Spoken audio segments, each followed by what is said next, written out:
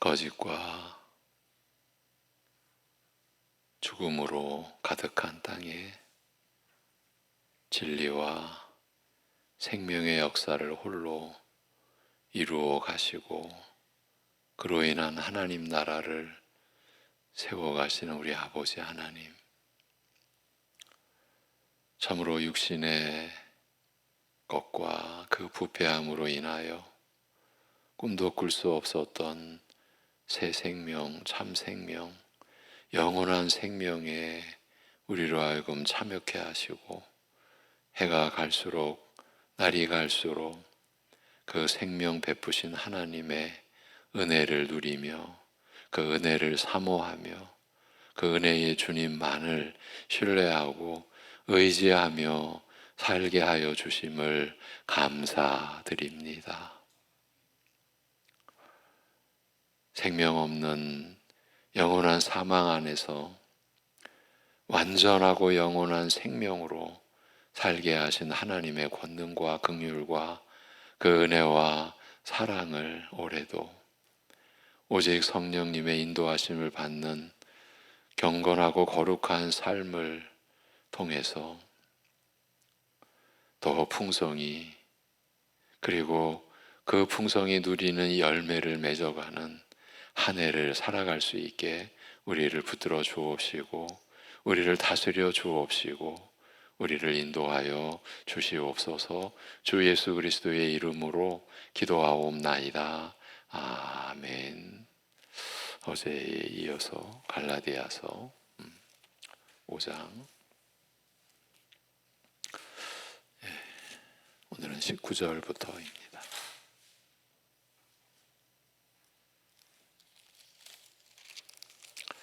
갈라디아서 5장 19절부터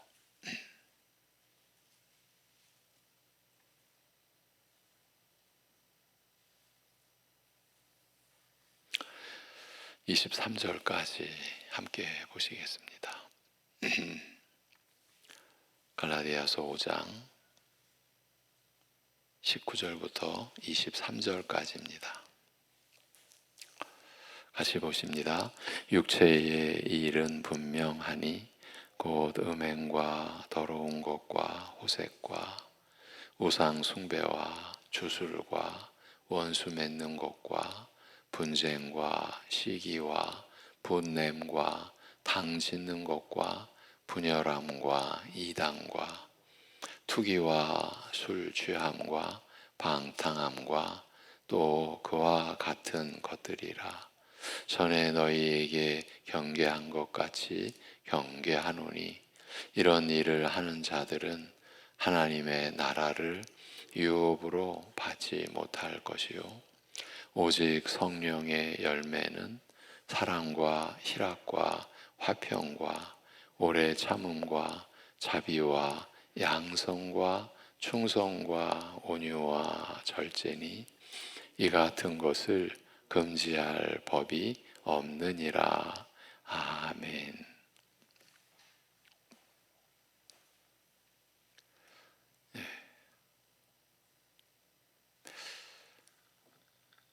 앞에서, 이 본문 앞에서 바울 사도는 그리스도를 믿는 신자된 그 사람의 본질에 대해 보다 적극적으로 증거하면서 예수를 믿는 사람, 예수를 믿게 된 사람은 율법의 거룩한 요구와 그것을 이루지 못했을 때에 무서운 저주와 멸망 앞에서 더 이상 두려워 떨 필요 없는 완전한 자유인임을 선언하고 그것과 관련된 여러 가지 사실들을 언급했습니다. 그것을 그 죄와 사망과 사단의 권세에서의 완전한 자유를 무너뜨리려는 세력과 그들의 전말, 또한 자유의 성격 등에 대해 얘기하고 그 자유의 성격을 한마디로 갈라디아서에서의 진술된 그 자유의 성격을 한마디로 요약하면 서로 종노릇하는 것으로 우리에게 주어져 있습니다. 그 자유의 성격 등에 대해 얘기하고 마지막에 우리가 어제 살펴본 것은 그와 같은 복된 자유의 삶을 누릴 수 있는 유일한 방도에 대해서였습니다. 유일한 방식이라고 한 것입니다. 로마서 7장으로 시작된 신년 감사 주일 말씀과 신년 감사 새벽 기도회의 그 주제, 성령의 새로움으로 그리스도께서 우리의 죄로 죽으시고 부활하시고 승천하셔서 보내주신 성령님, 그 성령님의 새로운 것으로, 오직 성령님의 새로운 방식으로 우리 신약시대를 살아가는 신자들이 살게 된 것은 유일한 방식이라는 것입니다. 그것은 오직 성령을 따라 행하는 것으로만 이루어진다, 가능하다라고 했습니다. 그리스도인은 그 안에 거대한 두 세력이 존재하며 그들이 서로 싸우는 자들이기 때문에 그리스도인에게 허락된 영적 자유는 성령님께 전적으로 의존하고 있다고 하면서 성령님의 인도를 구하며 따라갈 것을 권면했습니다. 성령님을 떠나서는 아무것도 이룰 수 없다는 이 사실을 믿는 자 된 우리는 명심하고 성령의 인도를 받아, 이건 전적인 수동태로 기록이 되어 있습니다. 성령의 인도하심을, 성령께서 우리의 마음속에서 역사하게 하시는 말씀을, 그 말씀의 인도함을 받는 거죠. 그러면서 또한 성령을 따라 행하라. 이건 우리가 행하는 겁니다. 성령을 따라 행하라고 명령했습니다. 그런 다음 이어지는 오늘 본문은 육체의 일과 성령의 일을 비교하는 것입니다. 왜 성령님의 인도를 우리가 받아서 오직 성령님을 쫓아 행하여야 하느냐, 그렇지 않으면 안 되는 그 배경, 육체의 일과 성령의 일을 비교해 주고 있습니다. 앞에서 사도는 그리스도인은 그 안에 두 세력이 존재하며 서로 싸우는 본성을 소유하고 있는 자들이라고 했습니다. 여기서 그 세력들이 각각 지향하는, 그 세력들이 향하는 행동 양식을 보여주고 있습니다. 즉 성령을 따라 행할 때와 육체를 따라 쫓아 사는 것이 각각 어떤 형태로 드러나는가, 이것을 보다 분명히 보여줌으로써 우리로 하여금 성도의 자유를 누리기 위한, 하나님을 섬기며 서로 종노릇하는 이 성도의 자유를 누리기 위한 유일한 승리의 길인 성령님께 의존하게 하려는 것입니다. 사도는 우선 육체의 일을 묘사하고 있습니다. 바울은 육체의 일은 분명하다, 예전 개혁판에서는 현저하다, 그것은 모든 사람들에게 분명히 감지되는 것이라는 말입니다. 육체라고 불리는 우리의 옛 본성, 그 실체는 보이지도 만져지지도 않지만 그 육체의 본성이 있다, 그 본성이 어떻게 우리를 이끌어가는가, 그 증거가 이런 여러 가지 모습들로 환히 드러나 그 증거물이 된다는 것입니다. 그것은 크게 4개의 범주로 나누어집니다. 이 갈라디아서 5장에서 제시된 육체의 일, 이 세상의 모습이죠. 성, 종교, 사회, 음주, 이렇게 이 4가지 범주의 관계성으로 바울은 얘기하고 있습니다. 첫째로 성의 범주로서 음행, 더러움, 호색입니다. 음행은 간음을 뜻하는 것으로 기혼자 간이나 미혼자 간에 성범죄를 저지르는 것을 말하고, 더러움은 불결하거나 불순한 성적 쾌락에 빠지는 것을 말하고, 호색은 방탕, 음탕한 것이라는 뜻으로 드러내놓고 거리낌 없이 저지르는 성범죄를 의미합니다. 이는 드러나는 것이나 드러나지 않는 것이거나 또는 기혼자 간이거나 미혼자 간이거나 율법을 통해 하나님이 정해놓으신 정상적인 부부관계 이외의 모든 성관계나 또는 성적인 쾌락을 따라가는 생활은 다 성적 범죄예요. 그것이 육체의 일이라는 말이에요. 둘째는 이제 종교의 범주로서 우상 숭배와 술수가 그에 해당합니다. 우상 숭배는 다른 신들을 예배하는 대상으로 여기는 것이고, 술수는 악령의 권세와 밀교하는 것을 말합니다. 예. 우상을 예배하고 그로부터 어떤 이익을 얻을 수 있으리라 생각하여 악령의 세력 안에 거주하기를 지속하는 것입니다. 예. 그런데 이 종교의 범주로서 이 우상 숭배와 술수는 우리의 일상 삶, 생활, 그러니까 문화적인 영역에서도 이 종교의 범주로서의 우상 숭배와 술수, 예, 악령의 권세와 밀교하는, 예, 여러분 그 대표적인 게 요가입니다. 요가는 접신하는 것이다, 이렇게 보셔야 돼요.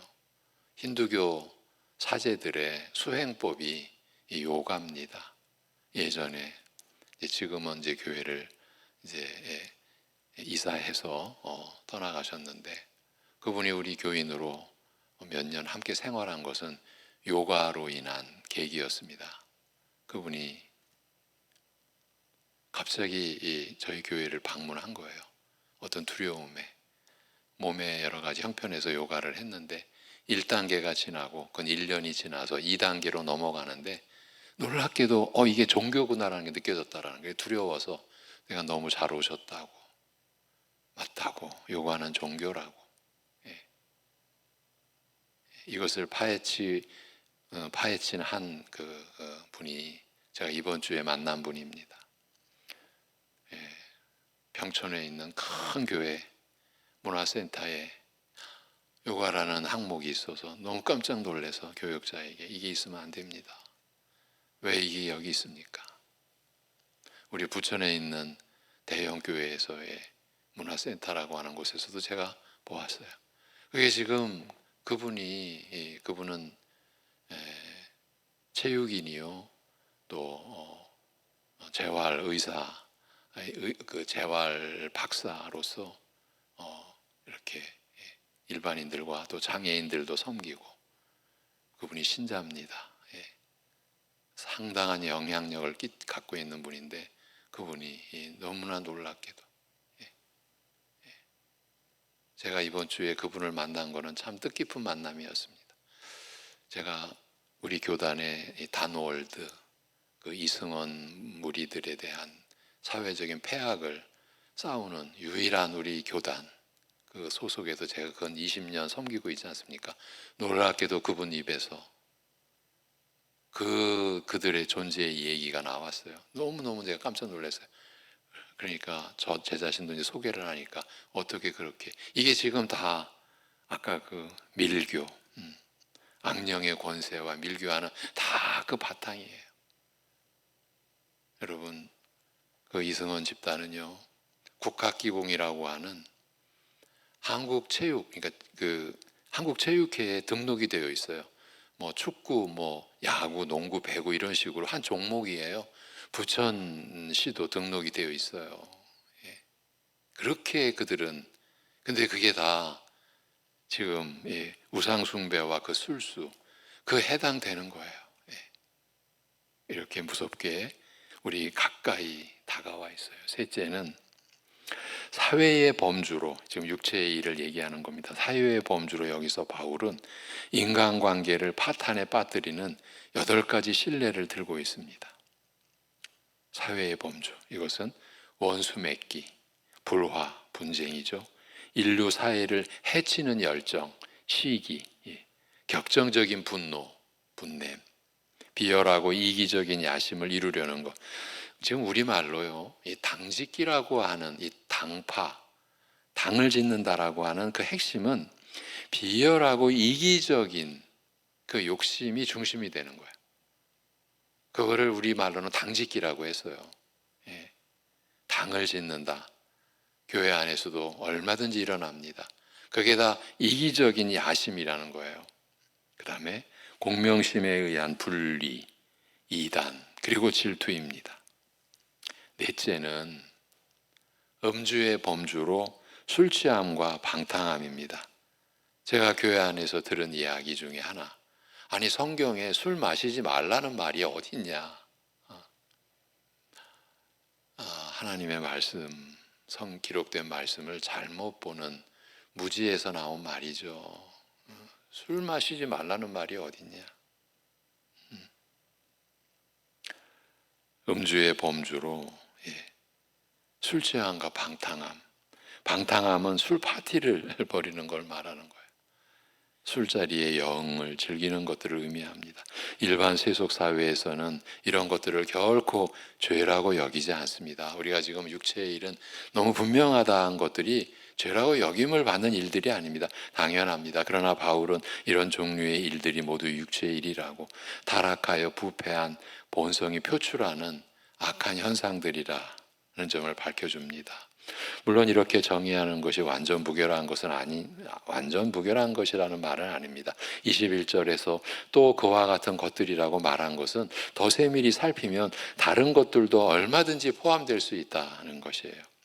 육체의 일은 갖가지 변형적인 모습을 하고 나타날 수 있다는 것이에요.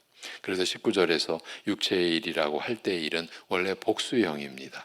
22절에서 성령의 열매라고 할 때의 열매가 단수형인 것과 대조됩니다. 열매를 9개 나열하면서도 성령의 열매로 9개 나열하면서도 단수형을 쓰는 것은 육체는 수많은 다양한 일들을 통해 그 본성을 드러낼 수 있으나 성령은 한결같은 열매를 맺게 되어 있다라는 것을 단수형으로 강력하게 제시해 주는 것이죠. 바울은 엄숙한 경고를 부언합니다. 엄숙한 경고를 하고 있는 거예요. 전에 고 바울이 갈라디아에 있을 때에 너희에게 경계한 것 같이 경계하노니 이런 일을 하는 자들은 하나님의 나라를 유업으로 받지 못할 것이라. 오늘날 많은 그리스도인들이 이런 일에 있어서 무감각하게 반응하고 있지만, 이게 제가 동기 목사에게 들은 이야기입니다. 어느 유명한 교회 제자 훈련 모임 후 순장의 말, 우리는 쓰지 않는 말, 그들은 순장이라는 말을 쓰죠. 어느 유명한 교회 제자 훈련 모임 후 한 순장의 말, 여보 냉장고에서 시원한 맥주 좀 내와요. 성경은 이런 일을 하는 자들에 대해 엄숙하게 선언하고 있습니다. 다 지옥에 들어가 멸망받을 것이라는 말이에요. 물론 이런 일을 한두 번이라도 한 사람은 다 지옥에 간다는 그런 말은 아닙니다. 그런 뜻은 아닙니다.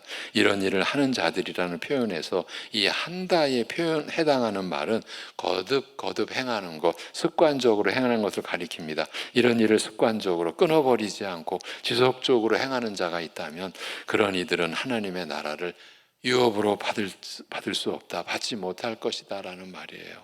만일 이런 일을 지속적으로 행한다면 그는 지옥에 떨어질 것이라고 이야기하고 있습니다. 그런 일들이 그가 그리스도 안에 있지 않다는 증거물이 되기 때문입니다. 그리스도인들도 이와 같은 죄를 지을 때가 있지만 그들은 성령의 역사로 인해서 지속적으로 습관적으로 계속하지는 않습니다.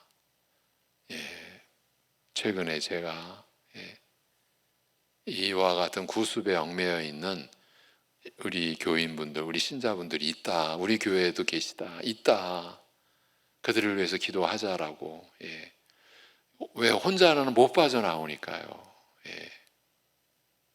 그래서 술 중독에서 해방된 분들이 자기 이름을 내세우지 않는다고 그러잖아요. 그래서 이름 없는 사람들의 모임이라고 아예 자기들의 모임의 이름을, 전 태평양 건너 얘기입니다. 신자도 있고 불신자도 있고 그들의 공통적인 고백, 어떻게 내가 저 죽음의 중독에서 빠져나올 수 있었는지 솔직히 모른다. 그걸 이제 신자인 그 의사가, 신경계통을 전담하는 의사가 그 은혜와 중독이라는 기록을 책을 저술했습니다. 그 책 속에 보면 중독은 못 빠져나온답니다. 무섭습니다. 중독이라는 게. 어떤 분은 담배 한 개 피가 그분의 일생 동안 담배를 못 끊게 만든답니다. 그게 이 몸의 그 구조상 어떤 분에게는 정말 한가 피 때문에 장난삼아 친구들이랑 그럴 수 있잖아요. 근데 그 한 개 피가 그게 평생 담배를 못 끊게. 놀랍게도 그 은혜와 중독의 저자인 그 신자인 의사 그분도, 물론 이제 미국 사람이죠. 그분도 말미에 고백을 합니다. 자기도 금연을 못하고 있다.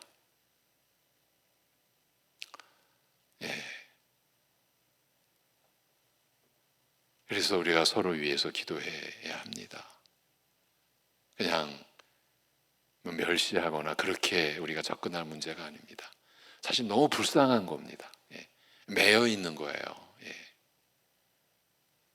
이와 같은 육체의 일에 지속적으로 탐닉하는 자들은 거룩함과 의와 절제의 나라인 하나님의 나라에서 제외될 것이기 때문입니다.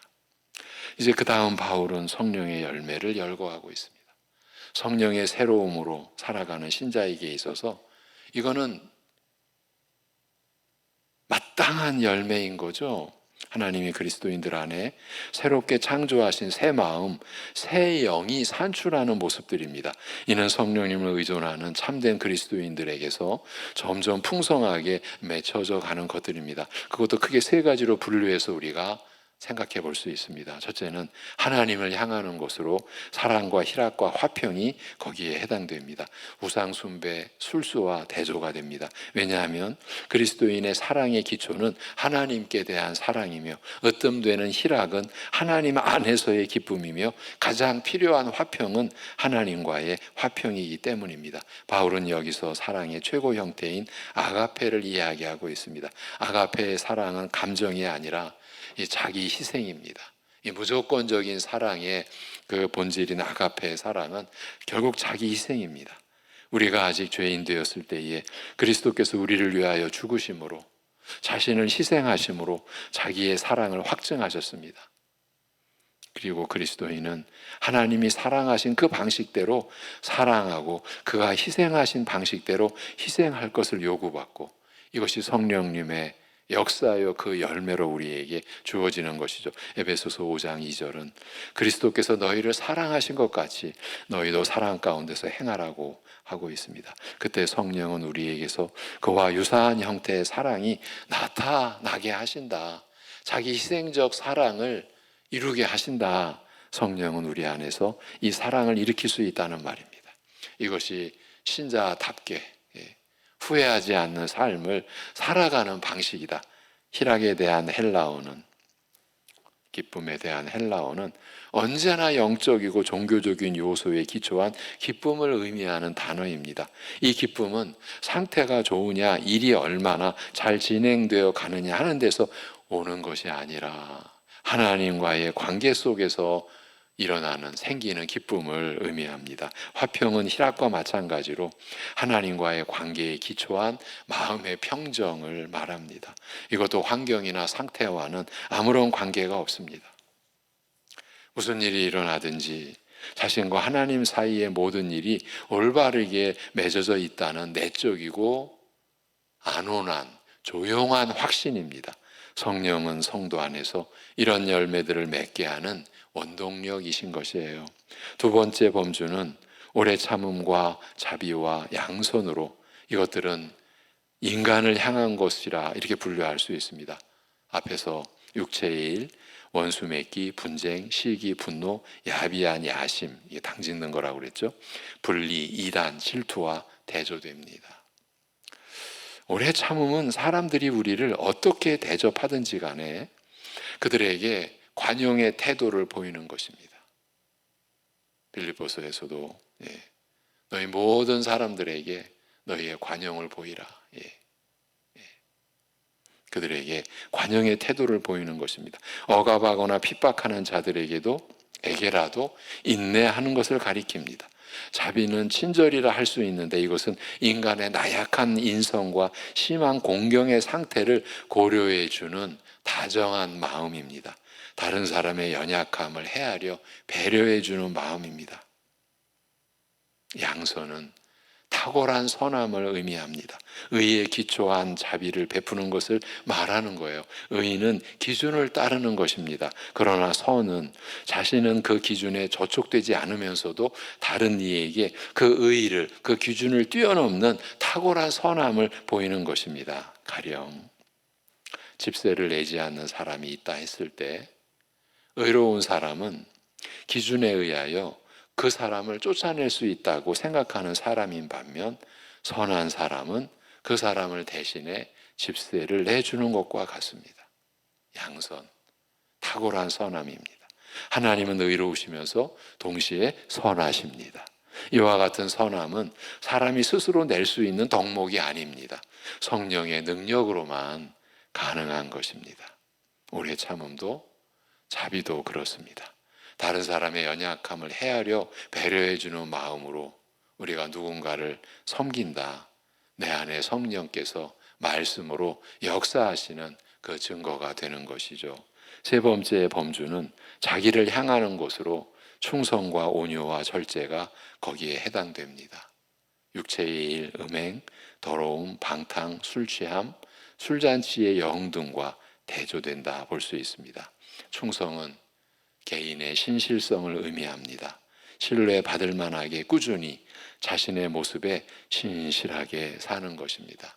신자된 본분에서 흐트러지지 않고 꾸준히 신실하게 살아가는 것입니다. 온유는 신의 뜻에 겸손하게 굴복하는 것을, 하나님의 뜻에 겸손하게 굴복하는 것을 의미합니다. 겸손이라는 뜻으로 이해할 때 최선이라 할 수 있습니다. 온유와 겸손, 짝을 이루죠. 그 자신은 하나님의 사람, 하나님의 종이라는 입장으로 모든 삶에서 높고 거룩하신 하나님의 뜻에 순종하는 것, 이게 온유의 본질입니다. 절제는 자기에게 주어진 힘이나 주도권을 올바르게 행사하는 것을 뜻합니다. 그 자기 신분에 속하지 않은 일에 빠지거나 탐닉하는 것을 억제하는 것을 말합니다. 따라서 그리스도인에게 있어서 절제는 변화된 신분에 대한 올바른 주도권을 행사하는 것입니다. 성도는 거룩한 하나님 나라에 속해 있는 사람입니다. 이전에는 세상에 속하여 육체의 일을 즐거워하며 살았으나 이제는 신의 성품에 참여하라는 명령을 받고 있는 사람입니다. 누가 한 말입니까? 베드로 사도가 두 번째 편지에서 놀랍게도요, 우리가 로마서에서 예정되어 선택받아 우리가 구원받은 목적이 하나님의 형상을 담는 것에 있다. 그 아들의 형상을 담는 것에 있다. 이 말씀에 바울 사도가 이렇게 성령님 안에서 우리가 받은 구원의 목적을 밝혀줬을 때 베드로 사도는 더 적극적으로 우리는 신의 성품에 참여하라는 이 하나님의 뜻, 이 명령, 너무나 영광된 명령이잖아요. 우리가 어떻게 이러한 명령을 우리가 받을 수 있는 존재입니까? 우리가 우리 자신을 아는데, 근데 우리가 하나님의 성품, 신의 성품에 참여하도록 명령을 받은 거예요. 그러한 신분에 어울리지 않는 일에 빠지지 않도록 억제하는 것을 절제라. 이 모든 요소들이 하나의 포도송이 같은 한 개의 성령의 열매예요. 9가지 열매라고 말하지 않아요. 한 개의 성령의 열매예요. 성령의 열매는 이런 것들이 모두 골고루 나타나게 되어 있다라는 뜻이죠. 그래서 23절은 이렇게 말합니다. 이 같은 것을 금지할 법이 없느니라. 이는 이 성령의 열매는 탁월한 영역에 속하는 것이요, 하나님께서 특히 귀하게 여기시는 것이라는 의미죠. 육체의 일은 하나님께서 죄로 여기셔서 율법의 정죄 아래, 심판 아래 있지만 성령의 열매는 그 어떤 것으로도 억제할 수 없는 탁월한 것이라는 말이에요. 이것이 우리 신자들 안에, 믿는 자들 안에 억제할 수 없는 탁월함으로 맺히게 되는 열매라는 것이에요. 이와 같이 사도는 육체의 일과 성령의 열매를 각각 밝혀주며 우리로 하여금 우리 자신을 살피도록 돕고 있습니다. 이는 우리 안에 두 본성이 존재하고 있음을 분명히 확인시키려는 의도에서 제시되고 있는 것이죠. 비록 두 존재 자체는 보이지도 않고 만질 수도 없지만 그것들이 있다는 증거는 이런 요소들을 통해서 확인할 수 있다는 것입니다. 그리고 그것은 우리 안에서 서로 간에 적극적으로 대립하고 끊임없고 치열한 전쟁으로 각각의 존재를 확장하려고 한다는 것이에요. 우리가 성령의 새로움으로 살고자 하는, 성령님의 인도하심을 받고자 하는, 그 성령께서 우리 안에서 말씀으로 역사해서 그 말씀으로 깨닫고 그 말씀에 순종케 하려는 이러한 성령의 역사에 인도하심을 우리가 적극적으로 구하지 않는다면 우리 안에 있는 육체의 일이 우리의 삶에 더 많은 자리를 차지해 갈 것이고 우리는 또 그렇게 어두움으로 변해갈 수 있다라는 그런 경고죠.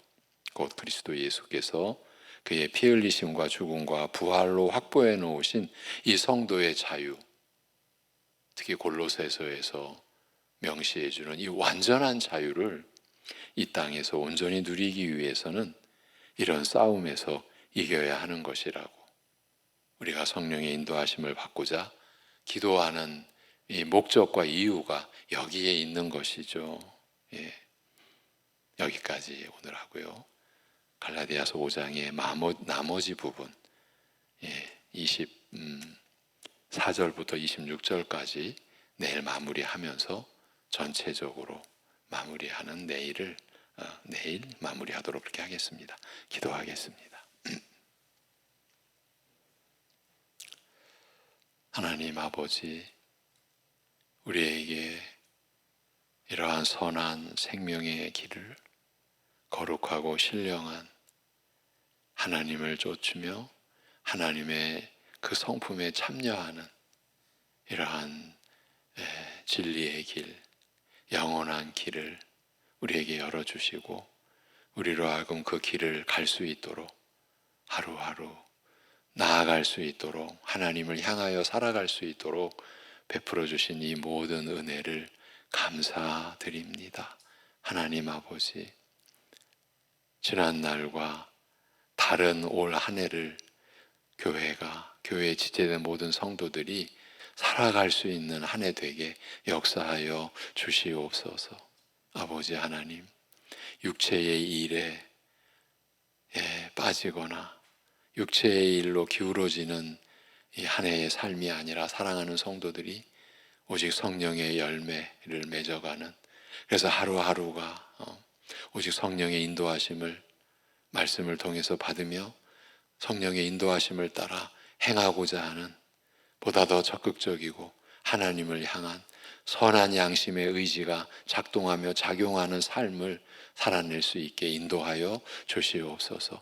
우리에게 있어서 이미 완전한 죄사함과 완전한 구원과 완전한 승리의 역사가 이미 주어졌고 보장되어 있는 그 길을, 주님의 인도하심을, 성령의 인도하심을, 말씀의 역사하심을 따라 우리 모두가 함께 이 길을 나아갈 때에 참으로 하나님께서 받으시는 영광과 기쁨이 교회 안에 각 성도의 가정 안에 충만케 되는 역사를 우리가 체험하면서 우리에게 주어진 인생의 의미가 이전과는 전혀 달라진 우리가 살아가는 목적과 이유가 우리 성도들 심령 속에 더욱 분명하게 나타나며 또한 그것이 삶으로, 행동으로, 입술로 분명하게 그 증거를 보이는 변화의 열매, 성령의 열매, 그 열매를 맺어가는, 그래서 복된 한 해를 우리가 살아갈 수 있게 하여 주옵소서. 온갖 시험이, 온갖 고난이, 온갖 역경이 끊임없이 우리를 가로막고 우리를 회방하고 우리를 죽음의 구렁텅이로 빠뜨리려고 역사하는 가운데 사단의 역사 속에서 오직 하나님이 입혀주시는 신령한 전신갑주, 진리와 믿음의 전신갑주, 성령의 인도하심을 따르는 전신갑주를 취하고 주님이 이루신 그 승리의 길 걸어가는, 나아가는 교회와 사랑하는 성도들 주님 친히 인도하여 주옵시고, 지금 현재 어떠한 역경과 환난과 고난 속에 있을지라도 그 가운데에서 변함없이 우리와 그 고난 속에서 동행하시고 바로 우리 곁에 계시고, 아니 우리 안에 계시고, 그 우리가 겪는 그 모든 일을 체휼하시며 우리와 함께 하시는 주님의 그 선하심과 긍휼의 풍성하심을 붙들고 의지하고 구하고 맡기며 올 한 해 끝까지 완주하는 우리 모두 되게 인도하여 주시옵소서. 우리 주 예수 그리스도의 이름으로 기도하옵나이다. 아멘.